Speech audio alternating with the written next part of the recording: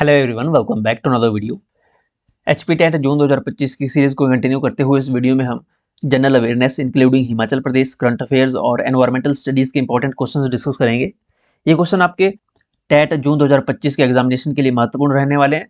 आपका TGT arts का TET है, नॉन मेडिकल का है, medical, JBT TET, LT TET, Shastri TET या स्पेशल एजुकेटर का टेट है। किसी भी विषय में आपका टेट का एग्जामिनेशन है, हर एग्जामिनेशन के लिए ये क्वेश्चन आपके महत्वपूर्ण रहेंगे। स्टार्ट करते हैं पहले क्वेश्चन से। फर्स्ट क्वेश्चन है, who wrote freedom from fear. Freedom from fear ये जो पुस्तक है किसके द्वारा लिखी गई? फ्रीडम फ्रॉम फियर पुस्तक आंग सान सूकी के द्वारा लिखी गई है। ये क्वेश्चन पहले भी कई बार एग्जामिनेशन में पूछा गया है टेट के। आंग सान सूकी द्वारा ये पुस्तक लिखी गई है। ऑप्शन डी करेक्ट होगा। ऑप्शन में महात्मा गांधी दिया है। महात्मा गांधी ने भी बहुत सारी पुस्तकें लिखी हैं जो एग्जामिनेशन में पूछ ली जाती है, जैसे हिंद स्वराज एक इनकी महत्वपूर्ण पुस्तक है। हिंद स्वराज पुस्तक महात्मा गांधी द्वारा लिखी गई है। इसके अलावा इनकी ऑटोबायोग्राफी है, जिनकी बायोग्राफी इन्होंने खुद लिखी है, जिसका नाम है my experiments with truth.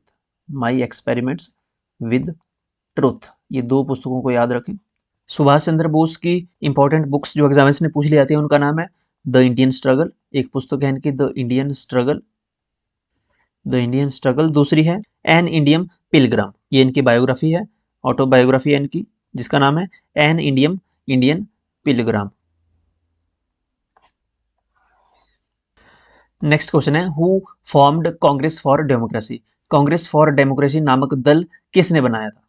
Congress for democracy ये जो दल था इसका निर्माण किया गया था, इसको फॉर्म किया गया था बाबू जगजीवन राम के द्वारा। बाबू जगजीवन राम ने इस पॉलिटिकल पार्टी की फॉर्मेशन की थी। कब की थी? 1977 में, 1977 में इस पार्टी की फॉर्मेशन की गई थी कांग्रेस फॉर डेमोक्रेसी नाम से। ऑप्शन में जो मोरारजी देसाई दिए गए हैं, मोरारजी देसाई भारत के पहले नॉन कांग्रेसी प्राइम मिनिस्टर थे। फर्स्ट नॉन कांग्रेसी प्राइम मिनिस्टर थे मोरारजी देसाई। इनका टेन्योर था 1977 से 1979 तक, आफ्टर इमरजेंसी। अगला क्वेश्चन है, मौलिक अधिकारों को कितनी श्रेणियों में वर्गीकृत किया गया है? How many categories fundamental rights are classified. मौलिक अधिकारों को, फंडामेंटल राइट्स को 6 भागों में क्लासिफाई किया गया है। ओके, वर्गीकृत किया गया है इनको 6 भागों में। जैसे पहला है राइट टू इक्वेलिटी, दूसरा है राइट टू फ्रीडम, थर्ड है right against exploitation, fourth one है right to freedom of religion, fifth है कल्चरल एंड एजुकेशनल राइट्स, और लास्ट है राइट टू कॉन्स्टिट्यूशनल रेमेडीज, जो आर्टिकल 32 जिसे कहते हैं। तो ये 6 भागों में क्लासिफाई किया गया है, वर्गीकृत किया गया है फंडामेंटल राइट्स को। फंडामेंटल राइट्स भारत के किस कॉन्स्टिट्यूशन के किस पार्ट में है? तो ये कॉन्स्टिट्यूशन के पार्ट 3 में है। फंडामेंटल राइट्स लिए गए हैं अमेरिकन कॉन्स्टिट्यूशन से फंडामेंटल राइट्स का कॉन्सेप्ट लिया गया था, भारत ने अडॉप्ट किया था। और आर्टिकल 12 से आर्टिकल 35 तक फंडामेंटल राइट्स की बात है इंडियन कॉन्स्टिट्यूशन में। ओके, 12 से आर्टिकल 35 तक फंडामेंटल राइट्स के बारे में बताया गया है। अगला क्वेश्चन है, उपराष्ट्रपति के चुनाव की विधि किस अनुच्छेद में है? In which article is the method of election of vice president. ही उपराष्ट्रपति का पूछा है, वाइस प्रेसिडेंट, तो वाइस प्रेसिडेंट के इलेक्शन के मेथड के बारे में कहा गया है आर्टिकल 66 में। आर्टिकल 66 में उपराष्ट्रपति के निर्वाचन के बारे में बात हुई है। ओके, निर्वाचन के बारे में ऑप्शन डी करेक्ट होगा। आर्टिकल 60 यहाँ पे दिया है। आर्टिकल 60 राष्ट्रपति से संबंधित है, राष्ट्रपति की शपथ से संबंधित है। आर्टिकल 60 में राष्ट्रपति की शपथ के बारे में बताया गया है। शपथ के बारे में आर्टिकल 60 में बताया गया है। 61 के बारे में राष्ट्रपति के महाभियोग के बारे में बताया गया है। ओके, राष्ट्रपति का महाभियोग, इम्पीचमेंट, जो भी महाभियोग की प्रक्रिया रहेगी उसमें उसके बारे में आर्टिकल 61 में कहा गया है। इसके बाद आर्टिकल 63 है संबंधित उपराष्ट्रपति के।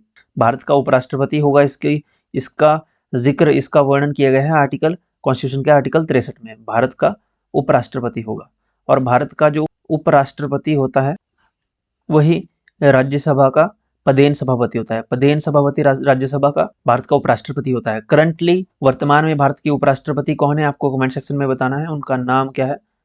ओके, ये आपको कमेंट सेक्शन में बताना है, आपके लिए प्रश्न है। नेक्स्ट क्वेश्चन है क्वेश्चन नंबर 35। 44वां संवैधानिक संशोधन कब पारित हुआ? When was the 44th constitutional amendment passed? 42वां संवैधानिक संशोधन तो आपने सभी ने पढ़ा है। 42वां संवैधानिक संशोधन 1976 काफी पॉपुलर है, जिसे मिनी कॉन्स्टिट्यूशन भी कहा जाता है। लेकिन यहाँ पे पूछा है 42 के बाद जो 44वां संविधान संशोधन है, 44th कॉन्स्टिट्यूशनल अमेंडमेंट एक्ट है। ये कब पास हुआ? तो 44th कॉन्स्टिट्यूशनल अमेंडमेंट एक्ट 1978 में पास हुआ था। ऑप्शन सी करेक्ट होगा, 1978 को। और जो हमने बताया कि 42वां संवैधानिक संशोधन, इसे मिनी कॉन्स्टिट्यूशन भी कहा जाता है। मिनी कॉन्स्टिट्यूशन कहा जाता है 42वें संवैधानिक संशोधन को। क्वेश्चन में पूछा था 44वां संविधान संशोधन, ये 1978 में हुआ था। 42वां संविधान संशोधन 1976 में हुआ था। Okay, 42nd constitutional amendment act 1976। Mini constitution 42वें संवैधानिक संशोधन को कहा जाता है। अगला क्वेश्चन है, हिमाचल प्रदेश के प्राचीन निवासी कौन थे? The oldest inhabitants of Himachal Pradesh are, Himachal Pradesh के ओल्डेस्ट इनहेबिटेंट्स जो हैं, प्राचीन निवासी हैं, वो कोल जाति के लोगों को माना जाता है। ऑप्शन ए करेक्ट होगा, कोल। यहाँ पे कॉल लिखा है लेकिन ओरिजिनल जो है ये कोल नाम है। ओके, कोल जाति, ऑप्शन ए करेक्ट होगा। इन्हें हिमाचल प्रदेश के प्राचीन निवासी के नाम से जाना जाता है कि ये प्राचीनतम निवासी हैं हिमाचल प्रदेश के। अगला क्वेश्चन है क्वेश्चन नंबर 37, सुकेत राज्य का संस्थापक कौन था? Who was the founder of Suket state? Suket राज्य के संस्थापक जो थे, सुकेत राज्य के संस्थापक थे वीरसेन। वीरसेन ने सुकेत स्टेट की स्थापना की थी। कब की थी? 765 ईस्वी में। 765 एडी में वीरसेन ने सुकेत स्टेट की स्थापना की थी।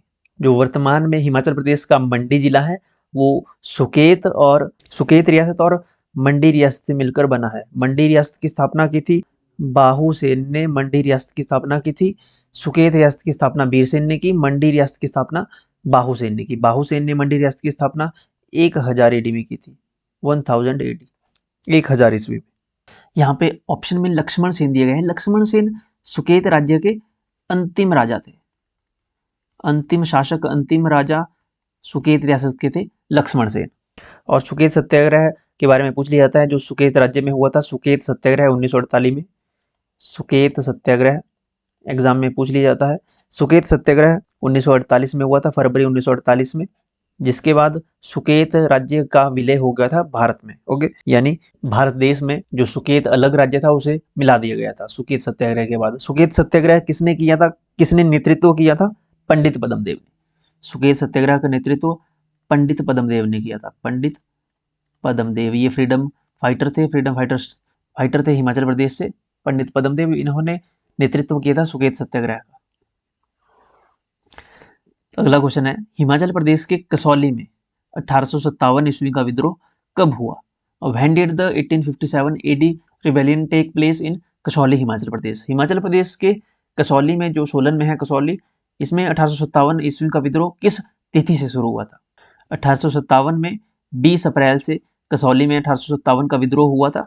20 अप्रैल, ओके, 20 अप्रैल को, डेट याद रखें, 20 अप्रैल 1857 को। ऑप्शन सी करेक्ट होगा।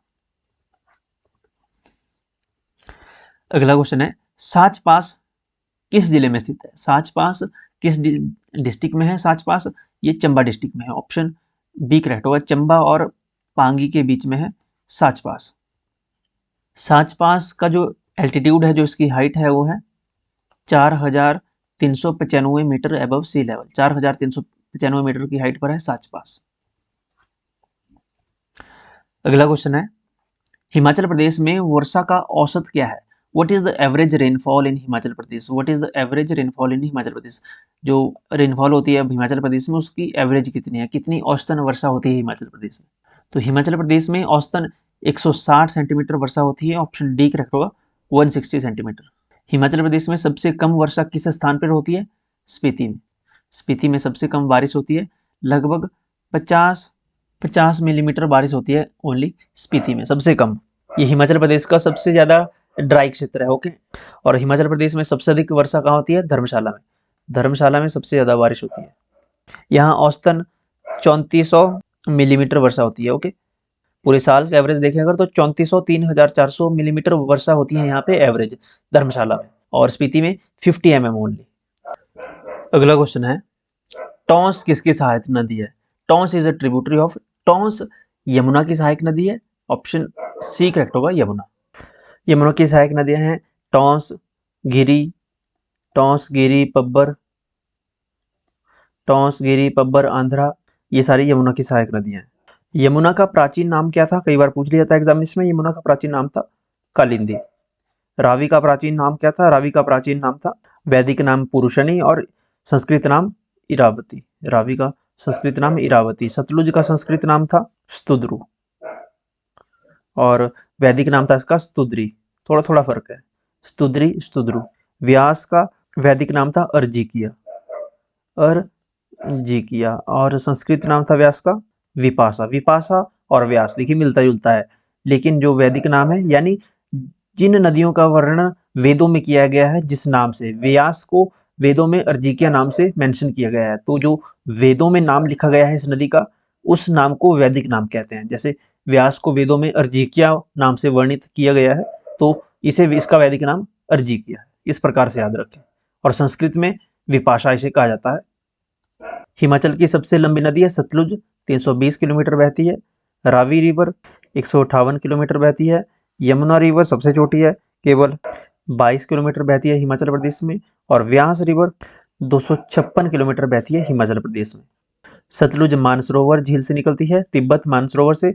रावी निकलती है डिस्ट्रिक्ट कांगड़ा, बड़ा बंगाल से। बड़ा बंगाल से बड़ा बंगाल से रावी नदी का उद्गम होता है। यमुना निकलती है कलिंद पर्वत से, यानी जिसको यमुनोत्री भी कह सकते हैं आप, यमुनोत्री, ओके, यमुनोत्री से। और व्यास व्यास कुंड से। ये इसको कई बार बता दिया जाता है कि रोहतांग भी होता है ऑप्शन में, रोहतांग दर्रा भी आप कह सकते हैं, ओके। रोहतांग दर्रे से इसका उद्गम होता है व्यास रिवर का। इसे व्यास कुंड भी है, कई बार व्यास कुंड होता है ऑप्शन में, व्यास कुंड से निकलती है, ओके। अगला क्वेश्चन है, हिमाचल प्रदेश में कितने राष्ट्रीय उद्यान है? How many national parks are there in Himachal Pradesh? Himachal Pradesh में नेशनल पार्क्स कितने हैं? हिमाचल प्रदेश में टोटल 5 नेशनल पार्क्स हैं। हिमाचल प्रदेश में 5 नेशनल पार्क्स हैं। क्या क्या नाम है उनके? पहला है great Himalayan national park, great Himalayan national park district Kullu में है। दूसरा है खीरगंगा नेशनल पार्क, ये भी कुल्लू में है, खीरगंगा नेशनल पार्क, ये भी डिस्ट्रिक्ट कुल्लू में है। थर्ड है Indrakila national park, Indrakila national park, ये भी डिस्ट्रिक्ट कुल्लू में है, ओके, ये भी कुल्लू में है। 3 है कुल्लू में। फोर्थ है Simbalbara national park, Simbalbara national park, ये डिस्ट्रिक्ट सिरमौर में है। जो सिंबलवाड़ा सिरमौर में है।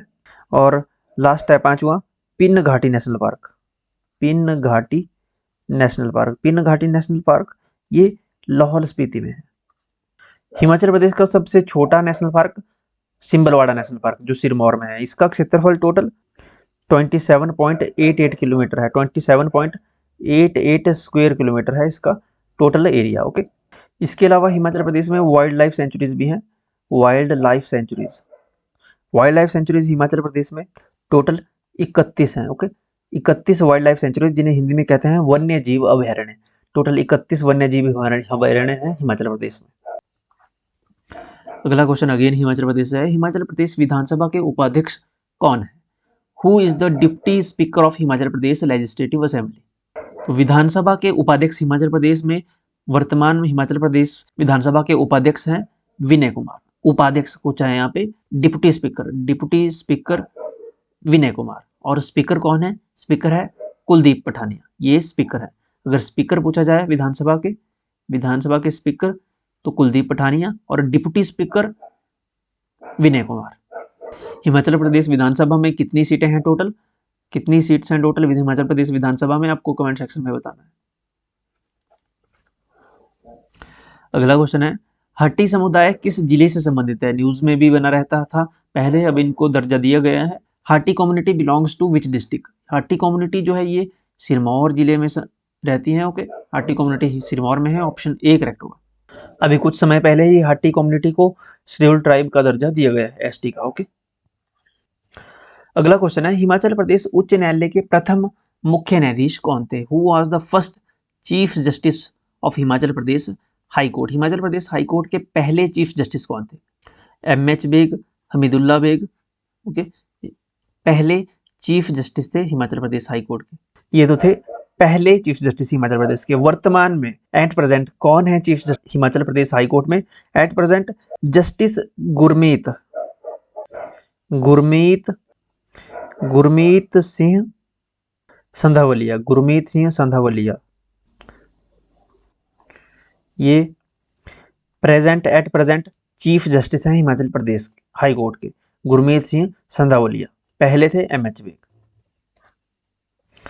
अगला क्वेश्चन है, कुफरी चंद्रमुखी किस्म है, किसकी किस्म है, किसकी वैरायटी है? Kufri Chandramukhi is the variety of, Kufri Chandramukhi variety है पोटैटो की। आलू की किस्म है ये, आलू की किस्म है कुफरी चंद्रमुखी, कुफरी जीवन, कुफरी ज्योति, ये सारी आलू की किस्में हैं, एग्जामिनेशन में बार बार पूछा जाता है।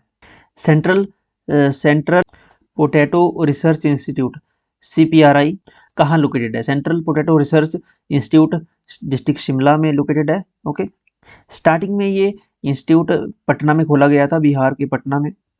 ओके, लेकिन बाद में से 1956 में 1956 में इसे शिफ्ट कर दिया गया था शिमला में। ओके, 1956 को इसे शिफ्ट किया गया था सेंट्रल पोटैटो रिसर्च इंस्टीट्यूट को डिस्ट्रिक्ट शिमला में, पटना से शिमला में 1956 को।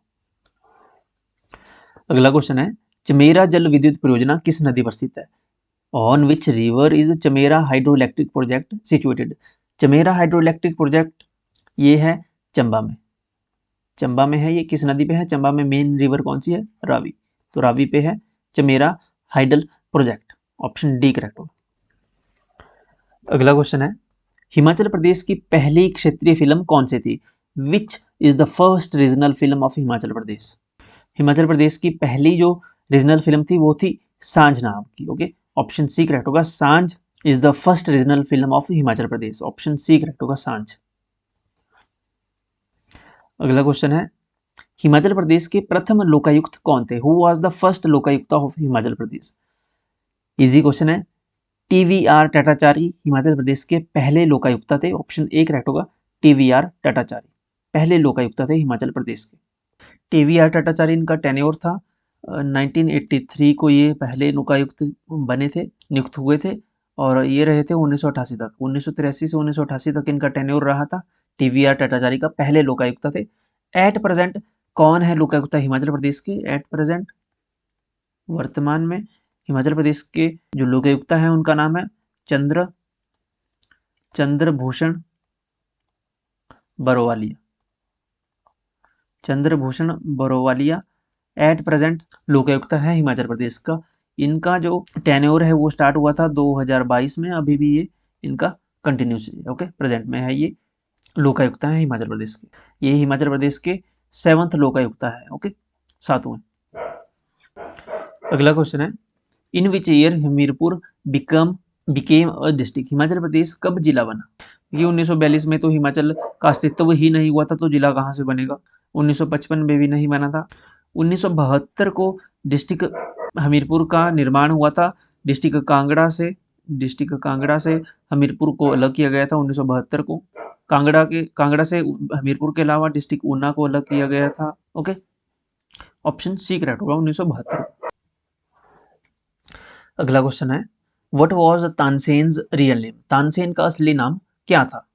तानसेन का असली नाम पूछा है, रियल नेम था तानसेन का Ramtanu Pandey. Ramtanu Pandey was the real name of Tansen, option D correct होगा।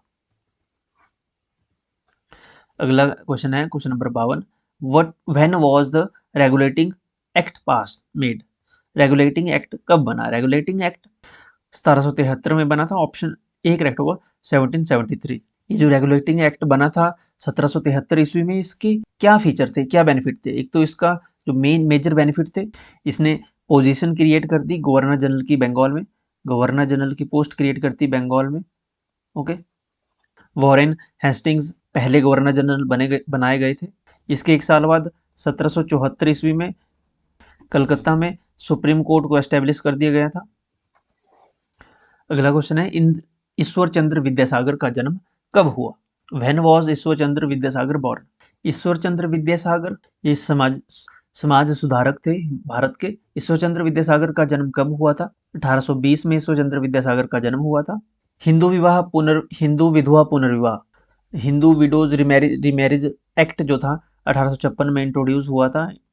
इसे पास करवाने में, इसे लागू करवाने में ईश्वर चंद्र विद्यासागर का महत्वपूर्ण योगदान है। हिंदू विधवा पुनर्विवाह अधिनियम के लिए 1820 में इनका जन्म हुआ था, ऑप्शन बी। अगला क्वेश्चन है, स्वामी सरस्वती का बचपन का नाम क्या था? दयानंद सरस्वती का बचपन का नाम। What was the childhood name of Dayanand Saraswati? Dayanand Saraswati का जो बचपन का नाम था वो था मूल शंकर। दयानंद सरस्वती का जन्म हुआ था गुजरात में, गुजरात के टंकारा में, टंकारा गुजरात में इनका जन्म हुआ था। आर्य समाज के संस्थापक थे ये, आर्य समाज की स्थापना की थी उन्होंने। आर्य समाज की स्थापना दयानंद सरस्वती ने की थी। कब की थी? 1875 ईस्वी में। इनके बचपन का नाम मूल शंकर था। इन्होंने एक स्टेटमेंट भी दी थी, या जो इनका उद्देश्य था, जिसका नाम था वेदों की ओर लौटो। Okay, back to the Vedas. अगला क्वेश्चन है, केंद्र सरकार ने यूपीएस पेंशन योजना को कब मंजूरी दी थी? When did the central government approve the UPS pension scheme? UPS pension scheme को मंजूरी कब दी थी केंद्र सरकार ने? 2024 को ये इसको मंजूरी मिली थी इस पेंशन स्कीम को। डेट थी 24 अगस्त 1924 को। ऑप्शन ए करेक्ट होगा। अगला क्वेश्चन है, when was Pitt's India act enacted? Pitt's India act कब बना? पिट्स इंडिया एक्ट 1784 ईस्वी में बना। ऑप्शन डी करेक्ट होगा, 1784 AD को। अगला क्वेश्चन है, पानीपत की दूसरी लड़ाई कब हुई? When did the second battle of Panipat take place? Panipat की जो दूसरी लड़ाई थी वो 1556 ईस्वी को लड़ी गई थी। ऑप्शन ए करेक्ट होगा, 1556 को। ये लड़ाई हुई थी अकबर और हेमू के बीच में। मुगलों और हेमचंद्र विक्रमादित्य हेमू के बीच में सेकंड बैटल ऑफ पानीपत हुआ था 1556 में। अकबर की तरफ से नेतृत्व किया था बैरम खान ने। किसने किया था? बैरम खान ने। अगला क्वेश्चन है क्वेश्चन नंबर 58। अंग्रेजों ने रणजीत सिंह के साथ कब मैत्री संधि की? When did the British make friendship treaty with Maharaja Ranjit Singh? Ranjit Singh के साथ जो मैत्री संधि थी, फ्रेंडशिप ट्रीटी थी, वो अंग्रेजों ने की थी 1809 ईस्वी को। ऑप्शन सी करेक्ट होगा। और लास्ट क्वेश्चन है आज का, यह किसने कहा कि Indira is India, India is Indira? ये किसकी स्टेटमेंट है? Who said that Indira is India and India is Indira? ये स्टेटमेंट किसकी है? ये स्टेटमेंट है डी के बरुआ की। ऑप्शन बी करेक्ट होगा। डी के बरुआ, ऑप्शन बी करेक्ट होगा। Okay, so that's it. आप हमारे साथ जुड़ सकते हैं टेलीग्राम, व्हाट्सएप, इंस्टाग्राम पे। इन सभी के लिंक आपको वीडियो के डिस्क्रिप्शन और फर्स्ट कमेंट में मिल जाएंगे। यहाँ पे हर प्रकार की पीडीएफ भी अपलोड की जाती है, तो यहाँ से आप पीडीएफ भी डाउनलोड कर सकते हो। और अगर आपका कोई डाउट है, कोई क्वेश्चन है आपका, तो इंस्टाग्राम पे आप हमें मैसेज कर सकते हो। अगर आपका एग्जामिनेशन है, किसी भी टाइप का एग्जामिनेशन है, तो let me know in comment section. Channel को सब्सक्राइब कर लें। Thank you.